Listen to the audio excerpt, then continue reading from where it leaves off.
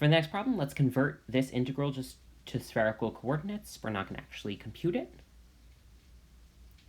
I'll give you a second to pause. So as I'm setting this up, I want to point out that why would you want to convert this to spherical coordinates?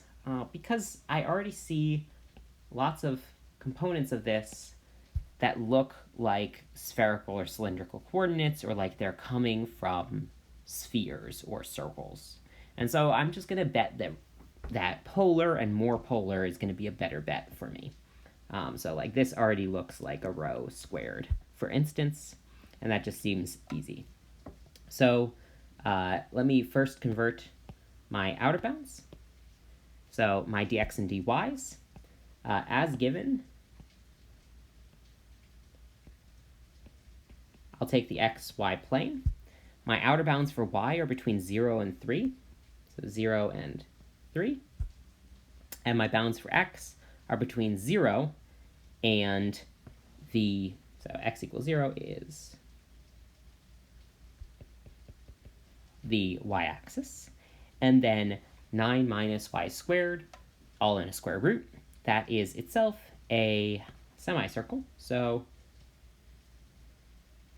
it's the semicircle of radius 3. So I've got something like this, and I think the region that I'm integrating over is this first quadrant. So I'm going to change my bounds to be phi goes between 0 and pi over 2.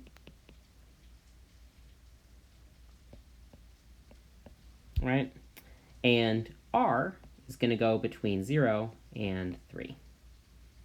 And that's really just a less than or equal to. So now in my r pictures, now imagine that you are at some angle theta, and you are moving along this slice vertically outwards, and you're at one of these points. That's what we're going to draw in the r picture, in the RZ picture. So here's z, here's r. R is going in between 0 and 3. All right, so that's the slice that we've drawn. And now my z component is starting at z equals x squared plus y squared in a square root. So square root of x squared plus y squared. This is the same as the square root of r squared, which, since r is positive, is the same as just r. So the first graph we want to draw here is z equals r. Okay? And the upper bound, 18 minus r squared in a square root, that is a semicircle with radius square root of 18. 18 is 9 times 2, so that's 3 times the square root of 2. So it's a little bit bigger than 3. So I've got this other semicircle. So let's try it.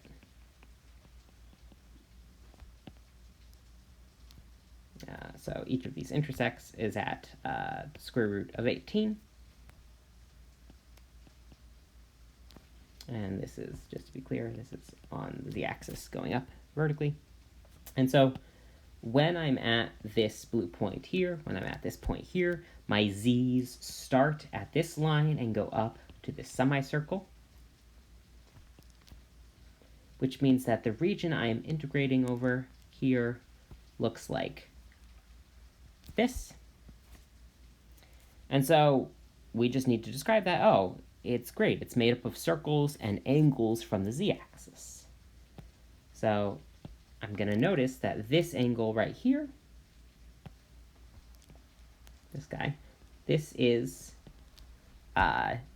in the phi direction. This looks like pi over 4. Why is it pi over 4? Because my line is slope 1.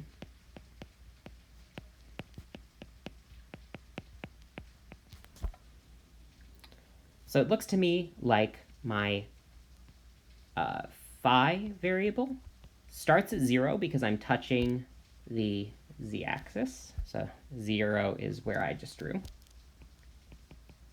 And it goes out to phi equals pi over 4 by the analysis we just provided. And at any given angle, my radial cut goes from 0 out to that circle. And so that's just rho traveling from 0 up to square root of 18. And that's it. That's all we got to do. So let me just scoot up and we will write our final integral. And so putting this all together, and give myself three integrals. X squared plus y squared plus z squared, I said before, that's just rho squared. And then the dv on the end is going to become rho squared sine phi d rho d phi d theta. And so I'll do my thetas here, my rho, my phi's here, and my rho's here. It is possible to do polar integrals in other orders, but most of the time the regions are so complicated that we, or the regions are in spherical coordinates constant. So it doesn't matter which order you'll go in. And if they aren't, most of the time it's really hard to describe them unless you were already given what the bounds are. So, and so what are my bounds? Theta went between 0 and pi over 2. Phi went between 0 and pi over 4. And rho went between 0 and the square root of 18.